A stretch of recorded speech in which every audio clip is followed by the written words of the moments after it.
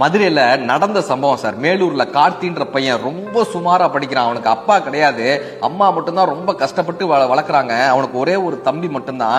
ஒரு நாள் அந்த பையன் படிக்கிறப்ப கரண்ட் போயிடுது. அம்மா சொல்றாங்க, பக்கத்துல இருக்கிற மண்டபத்துல தானே நான் வேலை பார்க்கறேன், நீ அங்க வந்து படின்றாங்க. இவன் அந்த மண்டபத்துல போய் பார்க்கறான். அவங்க அம்மா சமையல் அறை முழுவதுமா ஒரு மலை மாதிரி வெங்காயம் குமிஞ்சிருக்கு. இது எல்லாத்தையும் மாமா நாளைக்குள்ள வெட்டணும். ஆமாம்பா. அவனால 5 நிமிஷம் அங்க நிக்க முடியல. கண்ணெல்லாம் எரியுது, மூக்கெல்லாம் குட்டுது, தலையெல்லாம் வலிக்குது. அம்மா உனக்கு கண் எரியாதாமான்னு இந்த பையன் கேட்கிறான். அந்த அம்மா சொல்றாங்க, நமக்கு வேற வழி இல்லையேப்பா, நீ படிச்சு கரை சேர்ந்துட்டேன்னா நீ உன் தம்பியை காப்பாத்திடுவ. எப்படியாவது நான் இதெல்லாம் பொறுத்துக்கிட்டேன்னா நீ ஜெயிச்சிட மாட்டியாப்பா, நீ ஜெயிச்சு நம்ம குடும்பத்தை காப்பாத்திட மாட்டியாப்பா, அது வரைக்கும் நான் இதை பொறுத்துப்பேன்ப்பான்னு அந்த அம்மா சொல்றாங்க. இந்த அம்மாவினுடைய வேதனை அந்த பையனுக்கு தெரிய அதுக்காகவே படிக்க ஆரம்பிக்கிறான். மாவட்ட அளவுல முதல் மாணவனாக வந்து சென்னை ஐஐடியில் அவனுக்கு இடம் கிடைக்குது.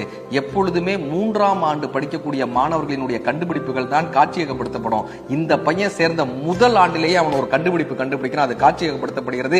இந்திய அளவில் முதல் பரிசு பெறுகிறது. அந்த கண்டுபிடிப்பு வேற எதுவும் அல்ல, வெங்காயம் வெட்டக்கூடிய மெஷின் அந்த பையன் கண்டுபிடிக்கிறான்.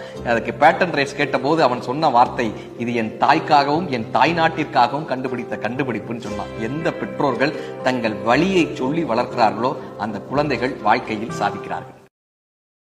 Download ShareChat.